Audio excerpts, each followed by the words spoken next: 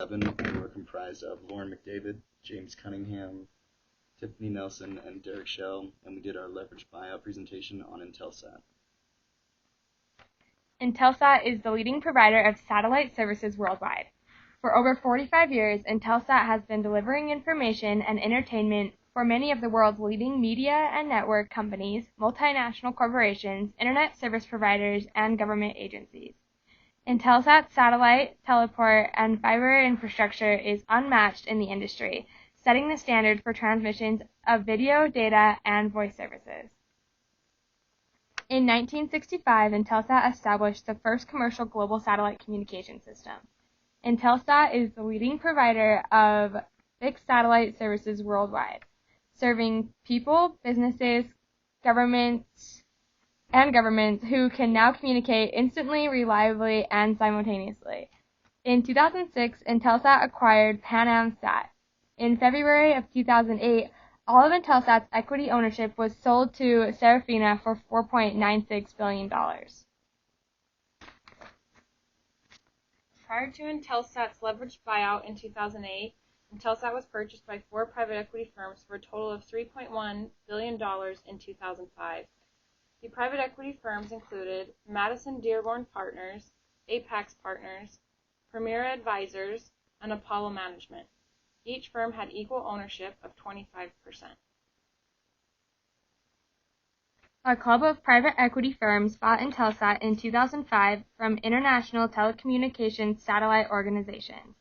In 2008, Serafina, another club of private equity firms, bought Intelsat for $4.96 billion.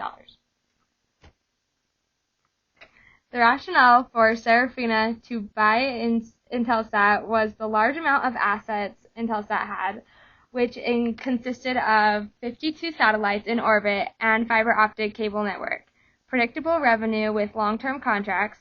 Intelsat operates more satellite capacity in orbit, has more satellite capacity under contract, serves more commercial customers, and delivers services in more countries than any other commercial satellite operator.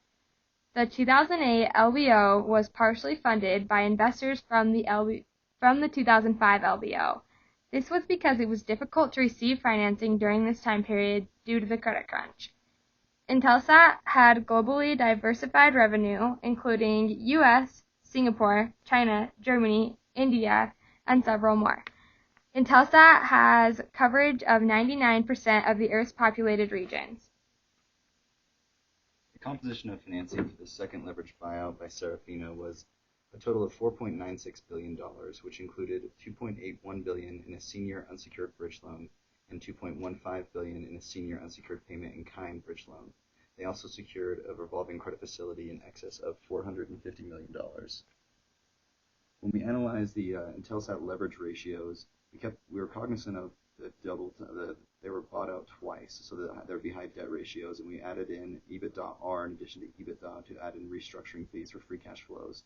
This is typical for a highly leveraged firm such as Intelsat. We left off the different impairment charges because we have subscribed to the P&G motto that an impairment charge every year is not a one-time charge, so it shouldn't be added back into free cash flows. We can see large increases in the debt to EBITDA and interest expense to EBITDA ratios in 2005 for the first leverage buyout, again in 2006 with the acquisition of Pan American Satellite, and again in 2008. There's also restructuring, large restructuring we can see in the disparity between EBITDA and EBITDA-R in 2006, right after the acquisition, and in 2008, and they're currently undergoing another restructuring. BC Partners usually competes with other large private equity firms, including the Blackstone Group, CVC Capital Partners, Advent International, and the Carlyle Group. One of BC Partners' competitors, the Blackstone Group, proposed a $6 billion bid for Intelsat in 2006. After word got out about the proposal, other equity firms joined in on the bidding. Blackstone eventually failed to ever submit a formal bid, and the bidding war continued between 6 other equity firms. The financial bidders included the Carlyle Group, Providence Equity Partners, and Macquarie Bank.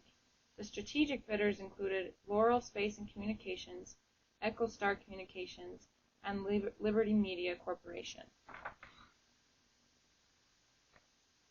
Serafina consisted of funds advised by BC Partners, Silver Lake, and other equity investors.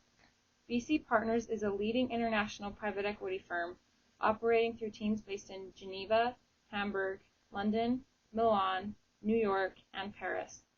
For over 20 years, the firm has developed a long track record of successfully acquiring and developing businesses, investing in approximately 65 acquisitions.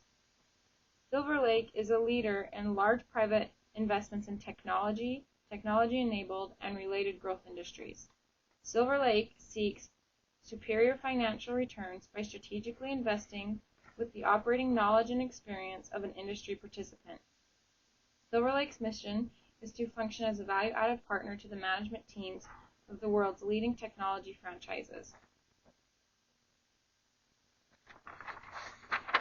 A few regulation issues arose between Serafini and Intelsat's transfer. The two firms filed 14 applications seeking authority to transfer control of Intelsat to Serafina in August of 2007 with the FCC, and the FCC then granted permission a few months later in December of 2007.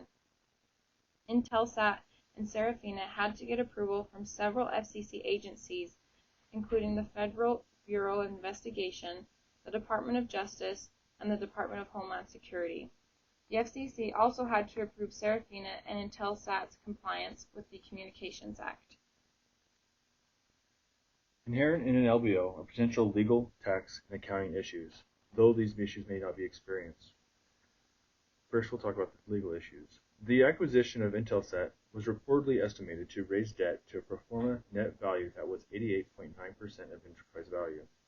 This significant increase in debt creates a burden on cash flows and may lead to an inability to pay its debtors. This may not be the only legal issue. This acquisition also means the new ownership group will have considerable control over company transactions. This means if the new group decided to incur additional debt, Intelsat would not be able to have an influence on this decision. Similarly, if the new ownership group purchases other companies which could provide complementary services to Intelsat, it would then create competition. This is because Intelsat itself would not be able to make the choice to purchase the company to better its position. Prior to the LBO, Intelsat ran a considerable amount of operations from Bermuda-based companies. These companies include Intelsat Limited, Intelsat Bermuda, Intelsat Jackson, as well as several other subsidiaries. The prior structure of the company permitted Intelsat to fall under Bermuda law, where there is no corporate tax. However, due to the nature of this industry, many of Intelsat's assets are used in places like the U.S. The new ownership group is comprised of U.S. companies, and if the U.S. tax authority were to challenge the taxable position of Intelsat, it may be found that Intelsat would be liable for taxes on corporate income. In addition, tax effects could be retroactively applied, creating a significant materially adverse effect on income. Not only are there tax implications, but the acquisition leads to unique accounting challenges as well. The significant amount of debt being added to the books has some negative implications. Recently, Intelsat's bonds were reduced to a C rating. This downgrade increases the interest rate obligation of Intelsat, thus decreasing available cash flow. The impact of this cash flow adversely affects Intelsat's ability to generate funding for working capital, capital expenditures, acquisitions, and other business growth opportunities.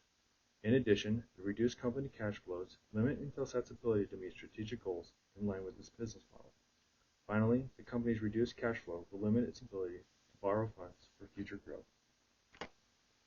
Intelsat is uniquely positioned in that it produces nearly 1/4 of the world's fixed satellite systems revenues. Furthermore, is diversified with its terrestrial fiber optic cable network. Intelsat operates more satellite capacity in orbit. They have more satellite capacity under contract, serve more commercial customers, and deliver services in more countries than any other commercial satellite operator. Their contracts typically run from 5 to 15 years, so their free cash flow is quite predictable.